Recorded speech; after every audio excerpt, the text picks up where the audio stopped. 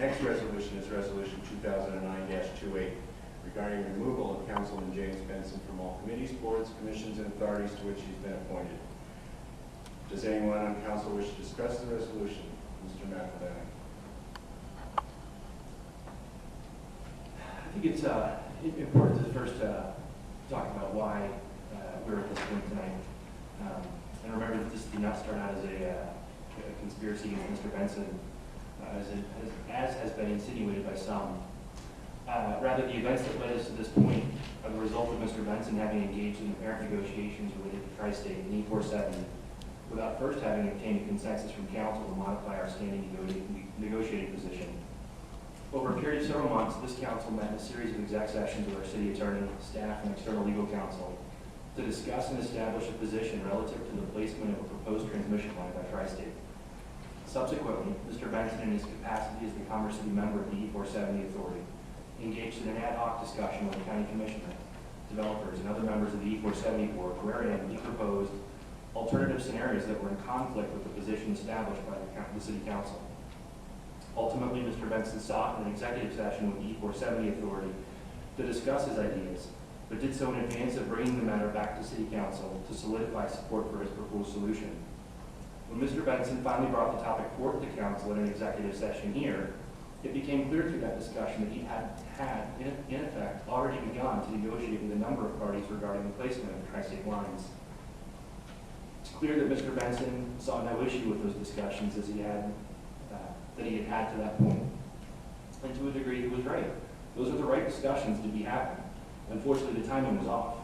Again, he had not yet solicited a position from council from which to engage in those discussions.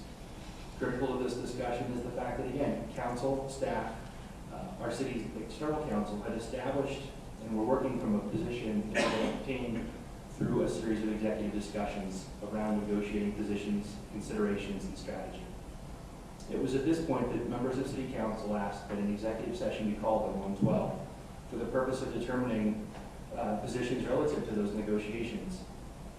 Our attempt to sit down in this discussion and discuss the matter with Mr. Benson and understand any potential impacts that may have occurred to our negotiating position under the protection of an executive session and attorney-client privilege was apparently seen by Mr. Benson not as an opportunity to engage in a dialogue with his fellow council members, but as an attack and an illegal meeting. And so he chose to remove himself from those discussions, claiming that he would not participate in an illegally called meeting. It should be noted that the incorrect statute had been referenced for that agenda. A subsequent exec session on 126 was called, this time under the appropriate statute. That session took a turn from the start that none of us could have predicted. I know that personally, the last thing I expected to come out of that night was the removal of Mr. Benson from his board and commission appointments. But as the evening's discussion unfolded, it became clear that Mr. Benson, as has become a standard tactic when he does not like the direction the discussion is heading, effectively checked out. To this point, I have held on to the belief that Mr. Benson's motivations were sound, that his true intentions were to do the right things for Commerce City. It is unfortunate, however, that Mr. Benson has failed to come to the realization that the only way we are going to continue to move the city forward is through cooperation, collaboration, vigorous discussion, and a melding of our various ideas, experiences, and perspectives with the critical input of our fellow citizens. It would seem that Mr. Benson sees this council as an obstacle. Look, we all make mistakes, but what's important is that we admit that we've done so when we find out that we've made one. In this instance, Mr. Benson has patently refused to acknowledge his error, and instead he's chosen to sue. He's chosen to take statements, in fact, he's gone against statements that he made during that executive session to the contrary.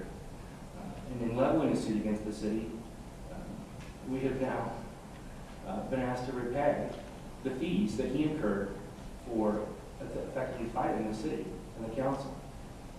With that said, it is my belief that Mr. Benson should not be appointed to represent our city on any external board, specifically E470 Dr. Cobb, until such time that he demonstrates an ability and a genuine desire to work with this council and not against this council. That is all.